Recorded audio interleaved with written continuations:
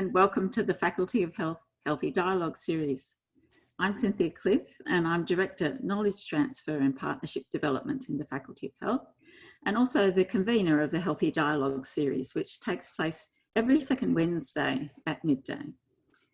As we start today's session, I would like to acknowledge the Turrbal and Yagara as the First Nations owners of the lands where QUT now stands. We pay respect to their elders' laws, customs and creation spirits, and we recognise that these lands have always been places of teaching, research and learning. We acknowledge the important role that Aboriginal and Torres Strait Islander people play within the QUT community. For today's Healthy Dialogue, we have researcher advocate Dr. Naomi Stekelenburg from QUT's School of Public Health and Social Work, in conversation with Professor Mark Brough and Dr. Jo Durham, talking about participatory research. We've previously heard from Mark during our second Healthy Dialogue when he was talking about refugee alternatives, and also from Jo during our 8th Healthy Dialogue during Landmine Awareness Week, and from Naomi, the consummate conversationalist, able to have an insightful conversation on almost any topic you care to mention. Participatory research is not for the faint-hearted, and generally neither are the research questions it seeks to address. But for those of us wanting to make a difference, and that's most of us, I think, action research has a lot to offer. And what better way to learn but from the experience of others. So thank you, Naomi, Mark and Jo. I'm really looking forward to today's conversation. Just before we start, I have a little bit of Zoom housekeeping for you. At the bottom of your screen, you'll see there's a chat function. Please look in there. You might find links or want to share links to some great references, videos or further information. Also, feel free to make chatty comments about the session, such as how much you're enjoying it, or to ask housekeeping type questions. There's also a Q&A button. If you have a question or comment on the topic, please put it in under the Q&A button. The panel will come back to this section at the end when we have about 15 minutes to take your questions. If your question is complicated or you would like to ask it in person, then please pop a note in with your question and we'll try to promote you to the panel so that you could be seen and heard. And also, I think you might have already be answering, yes, our poll. We would like you to let us know whether you'd like to stay on the Healthy Dialogue mailing list or be included in future Healthy Dialogue mailing lists. Thank you. And we'll now move to Naomi. Thanks, Cynthia. This presentation today is about knowledge, principally how best to gain it, and change, how it can best be achieved via knowledge. But this presentation is also less obviously about other aspects of research, such as kindness, community, and belonging, and what can be achieved by including people in knowledge production. What you're going to hear today will hopefully challenge some of the current meanings we attach to research. To get us thinking along these lines, I'd like to read you a quote from a friend of mine, Professor Stephen Mukey. He writes in his book, No Road, Bitumen All the Way, a book which is all about how to know. I wondered about the technical accidents of knowledge. Take kith, for instance, Old English, kith, meaning knowledge, surviving only in the phrase kith and kin. Why doesn't knowledge have anything to do with kinship anymore, or kindness? In the social sciences, we have invented abstract yet powerful techniques for knowing things about people. There are statistical forms of knowing, like demography, which quite reasonably says that census figures will count a population, then divide it by sex, age, ethnicity, income, employment, habitation, and so on. But of course, this way of knowing Australia can't tell you what people look like or what they might think. That, for demography, is its accident, Latin, falling away. Mark, I'd like to begin with you on this one. Can you tell us a little bit about participatory action research and what falls away when more traditional research methods are used to gain knowledge. Thanks, Naomi, and yeah, thanks for the thought-provoking introduction there from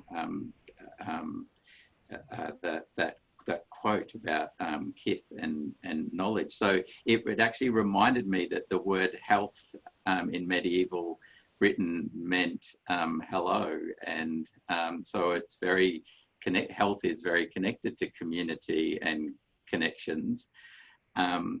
But yeah, what falls away, I think justice falls away. So I think, you know, what we're discussing here today is not so much a set of techniques for how to engage community and to participate in things, although they're practical matters that we do obviously need to consider. But I think it's also quite a philosophical question about the nature of knowledge and how we share it and who we give authority to in terms of knowledge. So for me, what falls away is justice. Last year I read, as many people listening to this may have read, Bruce Pascoe's book, The Dark Emu, and it tells us an awful lot about Aboriginal Australia and knowledge and the knowledges of food and food production and amazing farmlands in places where food no longer grows. And that knowledge has fallen away, and that's a lack of acknowledgement of where we give authority to knowledge. So I think these are quite deep philosophical and historical questions for us to consider as academics, you know, in 2020. And in our pre-chat interview, Mark, if I can now go ahead and quote you, you said, "There are no neat answers, but good questions about the nature of democracy."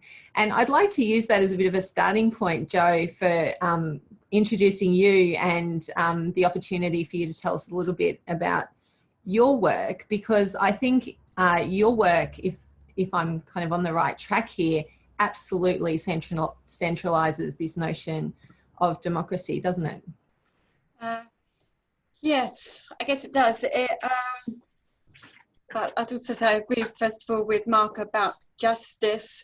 But yeah, my work is very much, when I work with, a lot of my work here in Australia at least is with young Pacifica people, and it's very much about them making the decisions from the research design through to the dissemination of the research and how the research is used, and very much being the decision makers. And I'm usually a participant in most of our meetings, and it's about giving making the research space more equitable, acknowledging there still are power relationships, but having a more equitable space so we can share ideas and share different ways of knowing, different ways of understanding and being in the world, and different ways of caring and looking after the relationships. It's also for us, I think, very much about looking after relationships.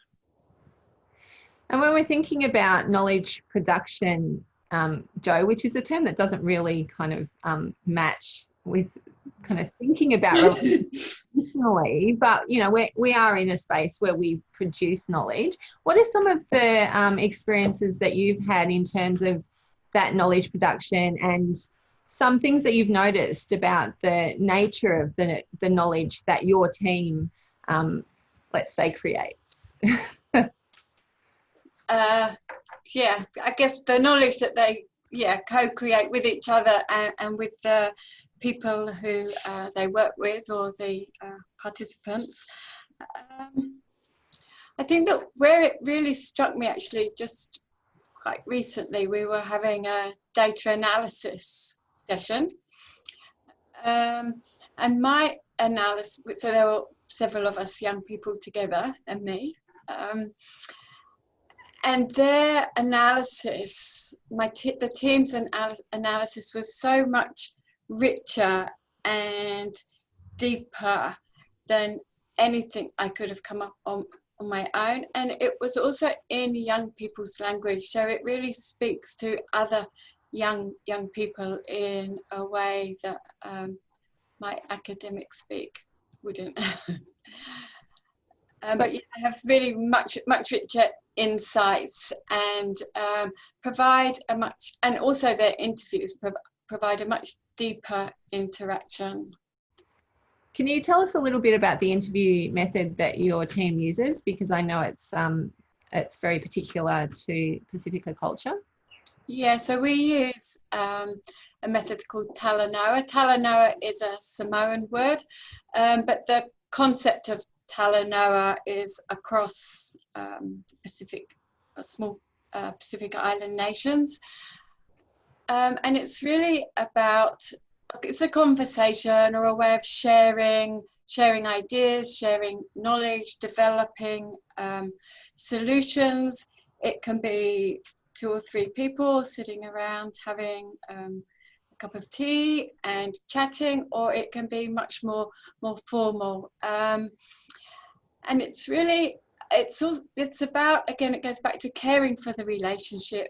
So we care for ourselves and we care for the other person who we're interacting with, and really looking after and taking care of the VAR, or the space, that relational space in between.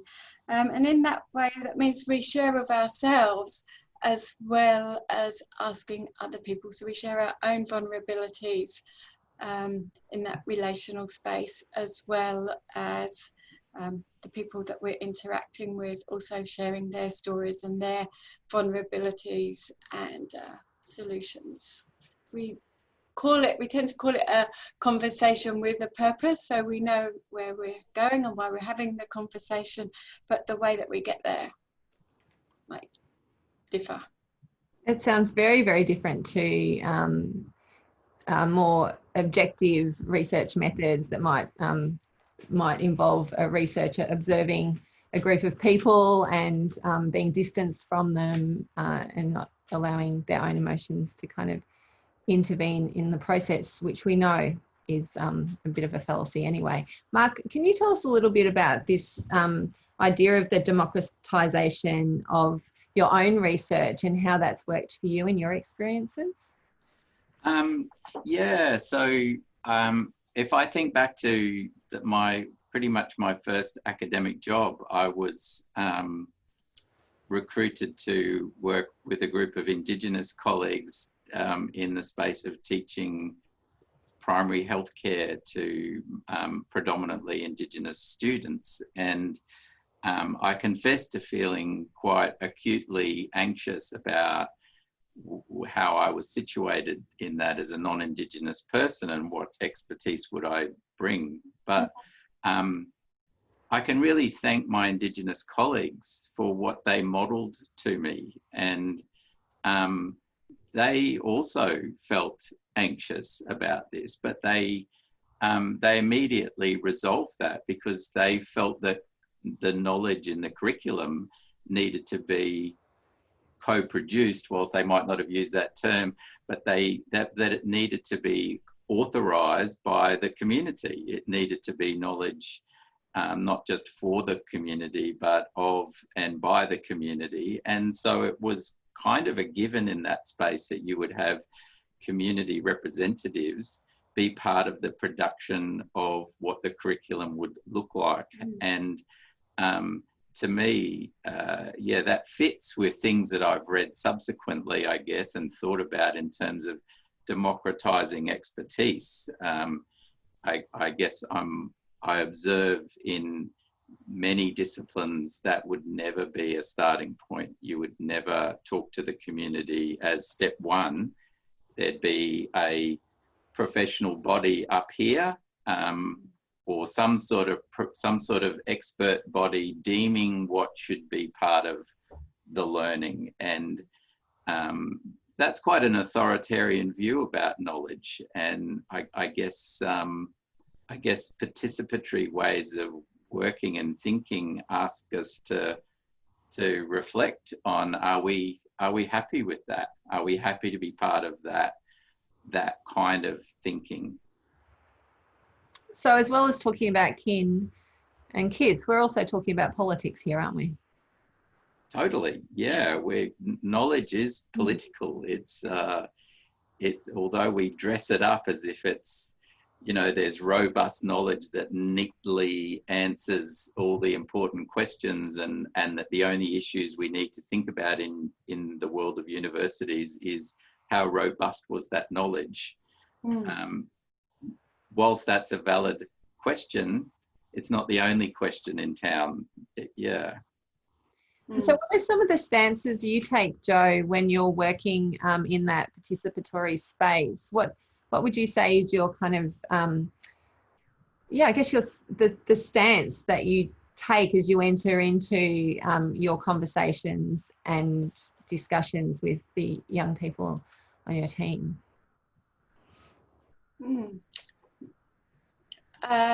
Now, I've been working with some of them for a couple of years or so now, so it's quite different now. They tend to, they're much more confident to take the lead, but I guess prior to that, it's really about just again talking about my own background, my own experience, my sharing myself with them as a person, learning about them as a person, and then coming to some agreement, which may take some time, about how learning to trust each other, and again really taking care and nurturing that relationship that we have. And so as we can move forwards to think about, well, what do we want to do? What do we want? I think another interesting question is who actually poses the research question, and so moving to a more democratic space where the young people do feel that they have a safe space to share their ideas and their knowledge. I'm really interested in what you were saying about sharing yourself in the research process, because as academics, that's something that we're often trained not to do. We're trained to take ourselves out of our own research interests and our production of knowledge. So can you share perhaps some of your experiences of how that felt initially to be including yourself in the research process like that? Was that uncomfortable to begin with? Yes, well, it feels, I guess to a certain extent it is, and it feels uncomfortable or different to the kind of Western model of research that we're trained in. But I had also lived for 20 years or so in a different culture to mine, and more of a collective and different collective cultures. So I guess I was more used to always having to introduce myself anyway as being the outsider and saying who I was and where I was from. But yes, when you put that into a research space, it's certainly very different to what we're trained in. But I think in my experience, it's also really good for developing rapport and empathy, and being able to quickly establish some commonalities and a relationship within the research space, and then getting a deeper interaction with our participants. Thanks, that's really interesting, Jo. And what about you, Mark? What's the stance that you tend to take, especially initially when you're kind of developing or co-developing a research project with other people? Yeah, I think it's about kind of productive not knowing. It's actually acknowledging your own lack of expertise, really. And I think there's a number of stereotypical constructions that come for all of us when we work in universities, that we're sort of automatically granted a sort of a status of expertise, which probably often don't deserve, and I think we kind of almost have to overcome that. So kind of have to convince, if you like, and build a shared space where we're all kind of learning together. You know, we're working with people on an equal footing, and we're all attempting to learn something in this space. So it's a space of critical inquiry and asking questions of each other, but the beginning point is again, it's a sense of how we all positioned in that space, and how I'm positioned will be very different to how others are positioned, and I guess acknowledging that. Yeah, it's more than just humility that you're talking about, isn't it, Mark? Yes, totally. I think that's I think it's actually a political space. So it's about the meanings we attach to ideas, and where all of us, depending on our social location, we're all a product of that, and we will tend to attach certain meanings as a product of who we are. Me, as a white, middle-aged male academic, I will tend to attach certain meanings to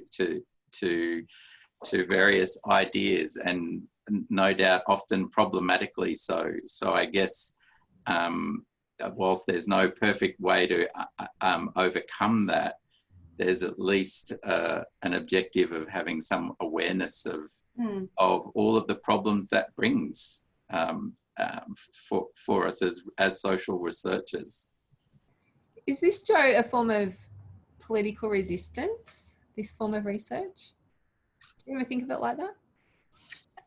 Yes, I do sometimes think about, yes, I do think of it as a bit of resistance or fight back, I guess, to the prevailing ideas of the universities and who we are and the expertise that we have and who holds the knowledge, who are the experts,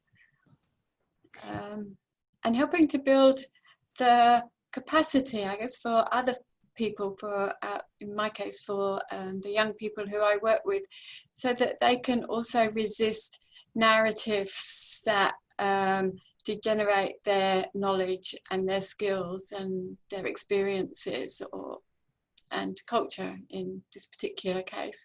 Yeah, so that they can resist and write back and develop different narratives. Yeah, exactly. And Jo, I was just wondering if you would, because I don't know if many people watching this, but we recently had the honour of having an arva ceremony conducted at QUT, at a university, as a result of your collaboration with the Pacifica community. And I wonder if you could just share the story of that with us and talk a little bit about how that represented for you this idea of co-design and collaboration with community. But the idea for that came from the young people who also did almost all of the organising as well, but it was also a representation of culture and also paying respect to elders within the community, and also for the community elders to kind of welcome us into their space, as well as the research team and the reference group. But really, and bringing us together, bringing everyone together, community elders, leaders, local community organisations, Falang, actually that's a Lao word, but anyway, outsiders like myself, and bringing also, I think, bringing people who often don't come into the university or the academic space, also welcoming them to our space as well and making it a safe space for them as well. And also most of the peer researchers that I work with, some have completed an undergraduate degree, but not all of them. So we really have to make effort to make the university a very welcoming and safe space for them and their families. Can you tell us a little bit about the arva ceremony? Because there'll be some people listening who don't know what we're talking about, but it's a traditional welcoming ceremony, isn't it? Yes, I'm not sure that I can explain it that well myself either, but it's a welcoming and a blessing, and there are traditional people who can do the ceremony. There's actually not very many of them here in Brisbane, and it's something that is passed down through families. So we're all welcomed. We have traditional dances, and the creating of the arva, kava, and drinking some of that as well. Yeah, but I can't tell you all of the cultural meanings behind it, but it's very much about connecting us with our spiritual selves, with the environment, with family, community and culture and home and physical spaces that we're in. And correct me if I'm wrong, Jo, but this was the first time an arva ceremony had been performed on university grounds in Australia, is that correct? Yeah. So we were it was a great honour to We're very privileged. Yeah. What about you, Mark? Have you had any opportunities to be involved in community in a kind of ceremonial or other capacity that have really kind of highlighted for you the space for belonging that your type of research creates? Well, look, I'll take it as a case in point around how we, like at the start of this session, there was a welcome to country, or there was an acknowledgement rather of the owners of the land that we have this meeting on. And, you know, I think that's a really important starting point for answering your question. So as a non-Indigenous person working in the Indigenous area over a number of years, I'm aware that being surrounded by so much research that has tried to measure so many different aspects of Aboriginal health, and I've observed decades of failure in that. So in the most recent Close the Gap report, the gap is not closing. And indeed, it would be easy to critique that imagination of knowledge that's at work there, that it's just a statistical exercise in closing a gap between one measurement and another. And if we take that idea of acknowledging the land on which we're on, we need to then acknowledge the history that we're all bound up in at this moment. And so for me, social research has got to have a historical kind of basis to it. And so acknowledging where we're all situated within that history becomes part of the work that we do. And it's sort of depoliticizing the space by imagining that we've just got to collect more data. So I can recall coming into Indigenous health in the early 90s at a time when health researchers had done nothing in the area of Aboriginal health, absolutely nothing. If you looked at the research record, it was nothing. In the time since then, there's been this huge expansion of more and more measurements of more and more things, and that's achieved almost nothing. And what's missing in all of that is a political kind of aptitude for the actual historical, social and political space that we're in.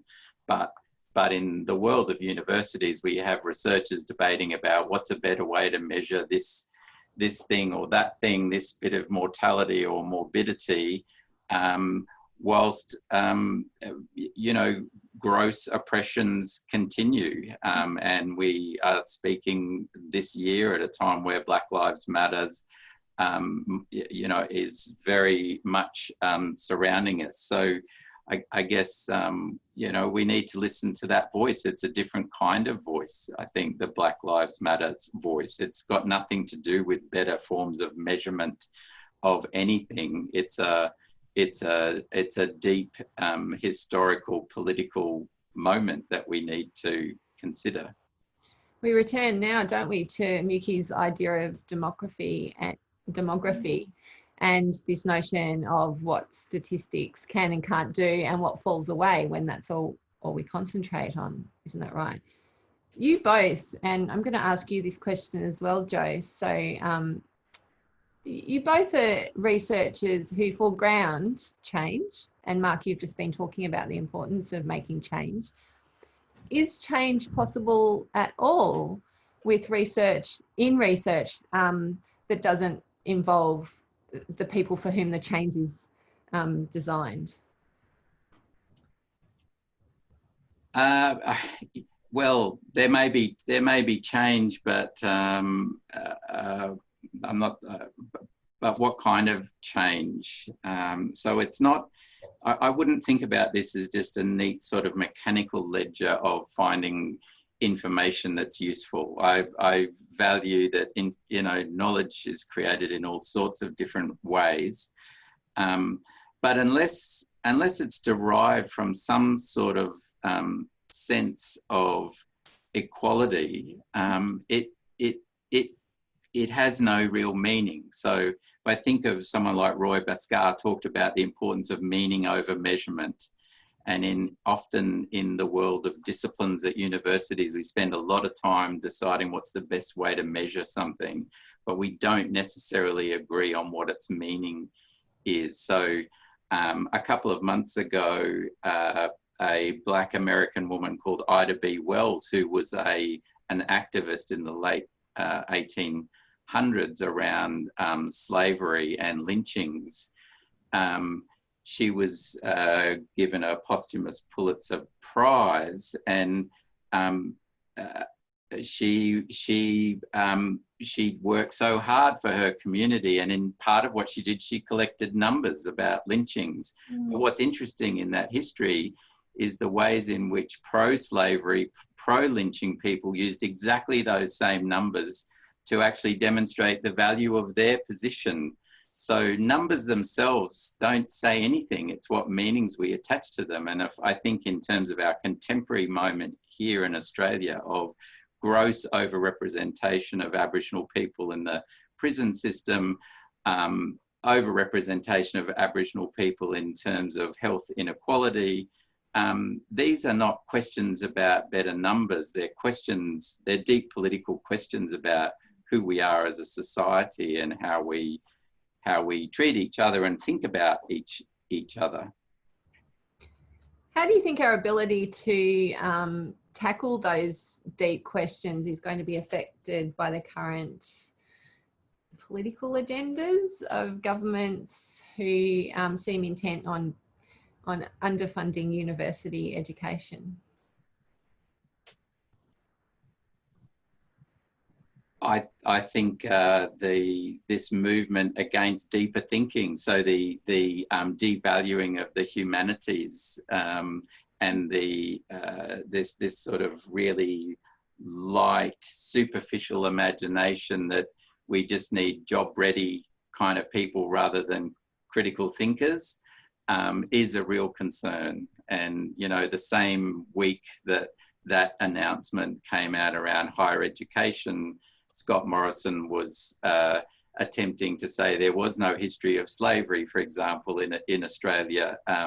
No historical awareness whatsoever. At the same moment, we devalue history in teaching. So I think we need to revalue other kinds of knowledge, even amongst the disciplines that surround us. This idea that just more practical kind of disciplines is what's needed, and we can't afford to have other kinds of thinking is its own form of anti-democratic thinking in terms of the disciplines. Yeah, absolutely. Jo, can you we kind of began that discussion with Mark around the idea of whether positive, or I don't even like the word positive so much, whether change that benefits communities is even possible without a participatory framework of some description. What do you say to that? And Mark gave some good examples of where that may or may not be the case. Any examples from your own experiences? Well, when you asked Mark that, I was thinking along similar lines to start with. That I mean, until we acknowledge the historical and the political and the cultural and power relationships that create ill health and inequality, then I think it's very hard to have change. I think, and Pacifica people have very similar stats to Aboriginal and Torres Strait Islanders as well, and are overrepresented in the justice system and have poor health outcomes. I think also thinking about the language that we use, I have one quote that really sticks with me, where one person said, every time they tell me I'm poor, every time they tell me I'm vulnerable, they cut me with a knife into 1,000 pieces. So I think that also speaks to the way we perceive people, and the way we actually, the power relations and the language that we use actually serves to disempower people even further. So I think we do need to have change. We do need to include the people who the change is for, and include them in the design of programs, but I think it has to go much, much deeper than that. So I think participation on its, there's many different, as we've kind of touched on at the beginning, there's many different ways of inviting participation in our research, and we can see it along a continuum. And I think inviting some people along from a particular population to co-design some program might make some change, but not a lot of change until we really unpack and understand and acknowledge some of these underlying drivers of ill health and inequality. I'm going to ask you a question that I already know the answer to here, Jo, but do you see the researchers with whom you work as poor and vulnerable? No, I see them as incredibly strong, with a rich cultural history, and growing up to be strong and well in this urban environment. The other thing that I really see in them as well is having an absolute passion and commitment to building their community.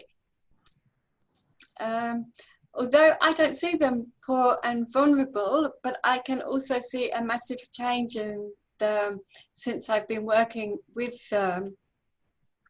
Not because they were poor and vulnerable at the beginning and now they're not, but just they have a new language about,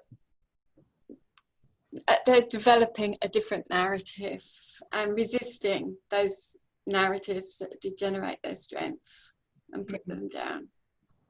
More resistance. Yeah. Any examples that you're happy to share around that? Yes. So one of our peer researchers, well, actually now she's invited. She's been invited to be on the board of Pacifica Women's Alliance. So she's one of the only people under 25 on there. She was also invited to come and to a meeting of elders to share ideas. So she's within her community now. She's recognised as a leader, not just by young people, but also by elders and community leaders are really keen to get her voice, and those of our other peer researchers now. And currently some of our researchers have just started a project where they are going to be doing some research with older community leaders. as well. So yeah, I think that sounds very exciting. And I promised I'd share an image that stayed with me of you, Jo, and your research team. So I'm going to share that now. One day I was sitting in my office and I heard footsteps coming down the corridor, and I see Jo. And for those of you who don't know Jo in person, you're not exactly a tall. So Jo's walking down the corridor and she's flanked by about 6 Pacifica young people who look like they would do anything to protect her and to look after her. So that image for me is one of you having worked with them on building that community and that kinship. And it's quite a powerful image to kind of keep at the fore when we're talking about this type of research that really builds capacity and shares and exchanges experiences and knowledge in that way. And community, I think that's really important. They really have a strong support community.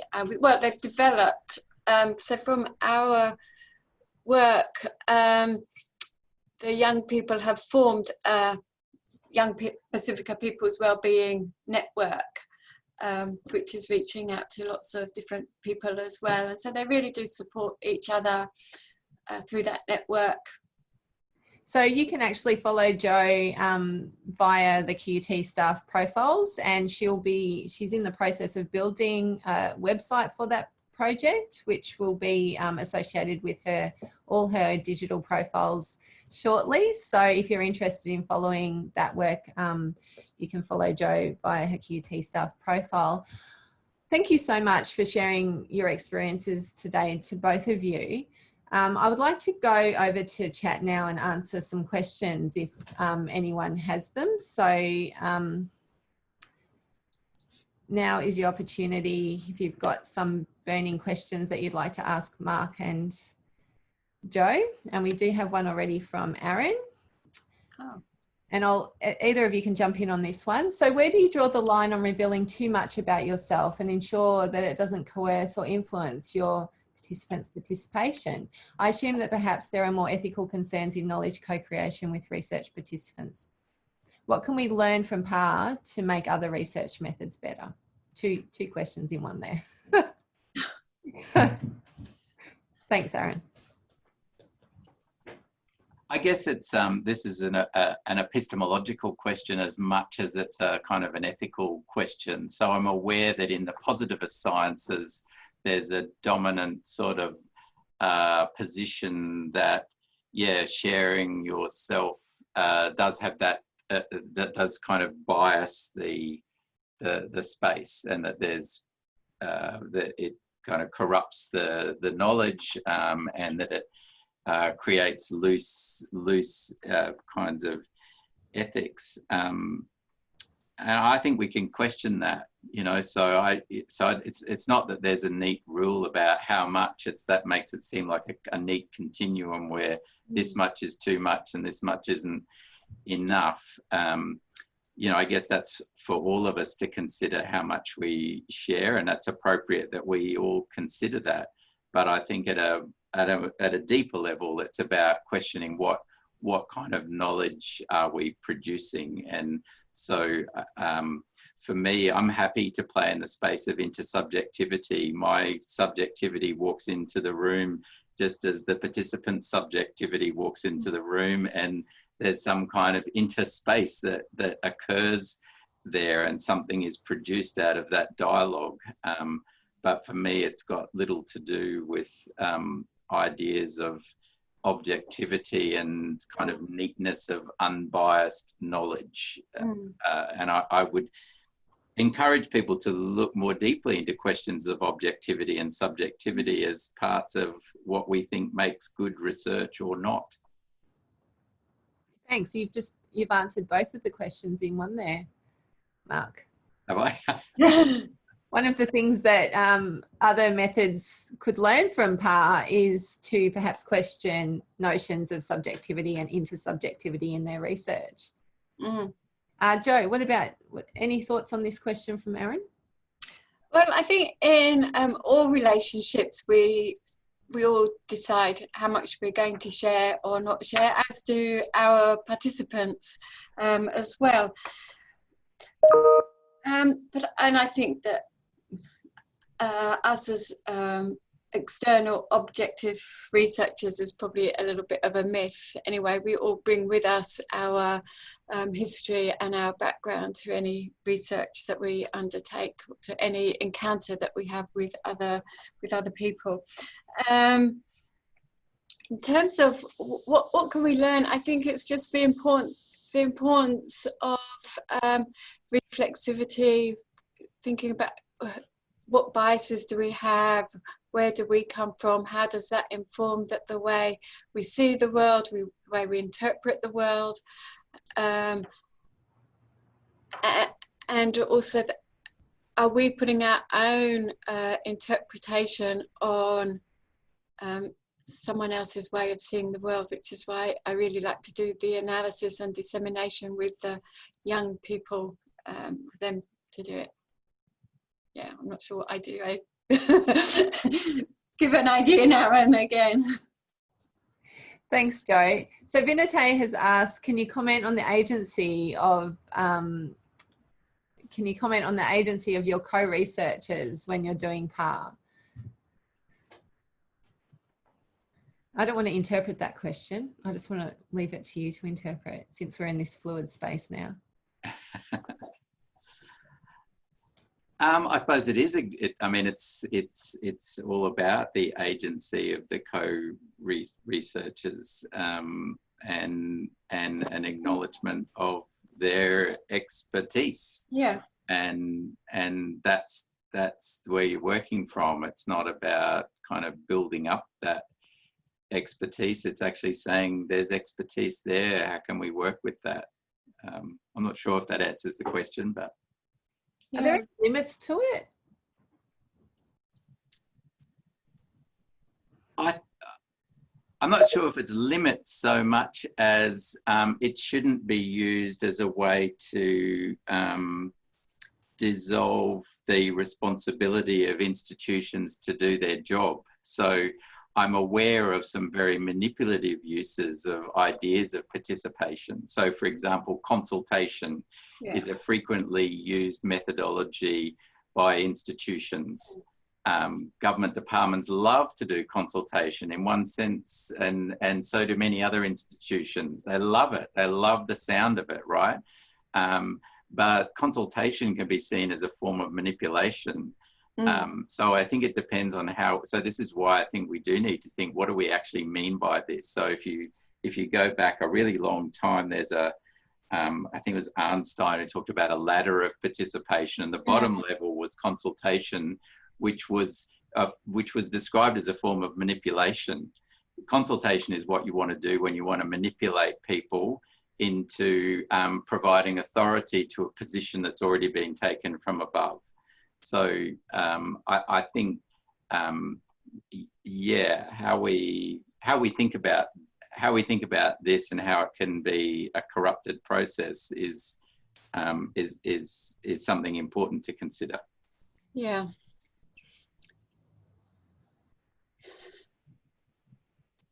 I'm going to move on, Catherine, to your question, but I'm going to follow up from what Mark was saying with Vinite has a second question, which I think is related. So any comments on the benevolence, in inverted commas, of Western white privileged researchers inquiring about lived experiences of non-Western and collectivist cultural groups? I think this whole presentation has been a little bit about that, but any further comments to add there, Jo?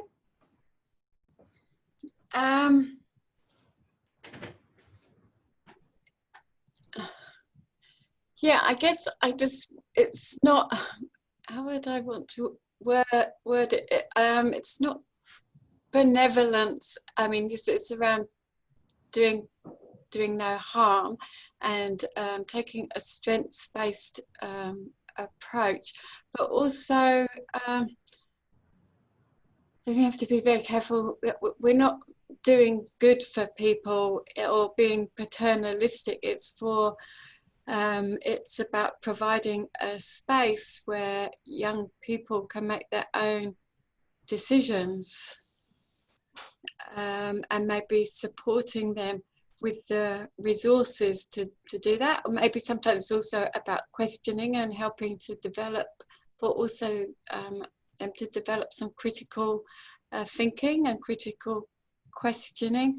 But I think that kind of, I worked in international development for a long time, so that kind of international development view sometimes that we're going in to do good. So it's not that kind of benevolence, but it's certainly about ensuring that we do no harm, and monitoring that. And that's why we also need our, and not to say that our participants, or in my case our peer researchers, I mean, we also have to talk to them a lot around ethics as well. We can't assume just because they're from the community they're going to do good, and they could do harm, not necessarily intentionally either. So we have to make sure that we have some mechanisms in place as well.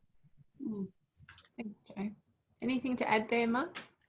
Look, I think it's a great question, and it's a question that can arise, I think, in the context of working with people. Is that I hope that Jo and I haven't created an imagination of this space as a sort of a kumbaya kind of space where everyone's holding hands, and you know, that it's a space of challenge. And as a privileged white male, I think it's good for me to be asked that question and reminded to think about it. And I guess I guess the inverse of this that I would observe is that at times I observe some of the privileged elites of research not wanting to work in any space even like this, because they feel it's inappropriate. And of course that is also its own problem and lack of taking responsibility. So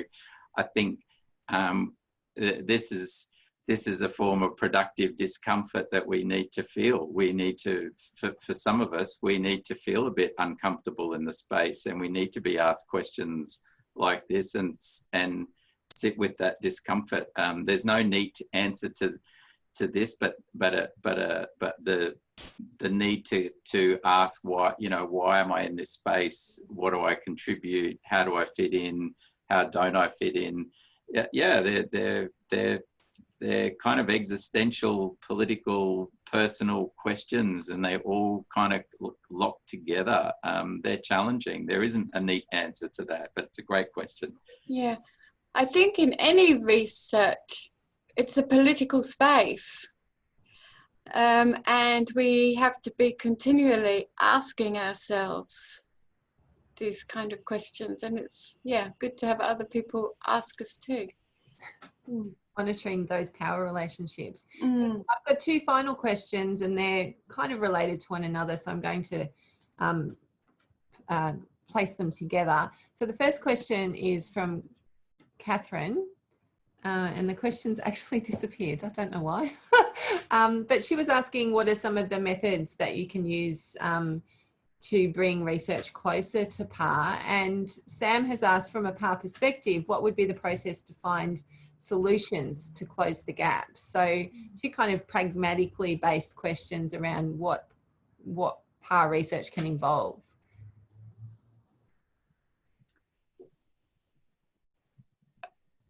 I'll go to the close the gap one, if that's okay, because that's something I mentioned. By answering that, you'll be answering the other one. Yeah. Yeah, look, I close the questions. I can see it there. Closing the gap is a very white epidemiological imagination of the issue. I think when you observe the Black Lives Matters rallies, then they're not founded on closing a statistical gap. They're founded on a desire for justice and decency within how our institutions operate. So that's the question they're asking, and I think we need to answer that question. They're not asking for more statistics about how well we're going against a particular disease category. they're asking for a just solution. So I guess let's close the gap on those issues of justice. And I suspect if they were closed, some of the other kind of measurements probably would probably close up along with that. Joe, I can see you agreeing with that. Anything to add as a closing idea around this question? No, I really agree with that, and it goes back to understanding, you know, the factors that have created disparities.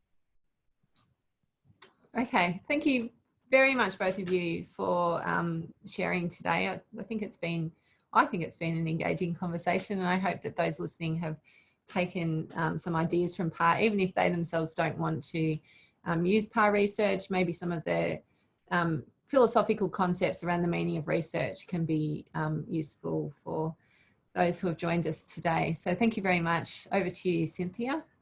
Thank you, and thanks for an amazing conversation.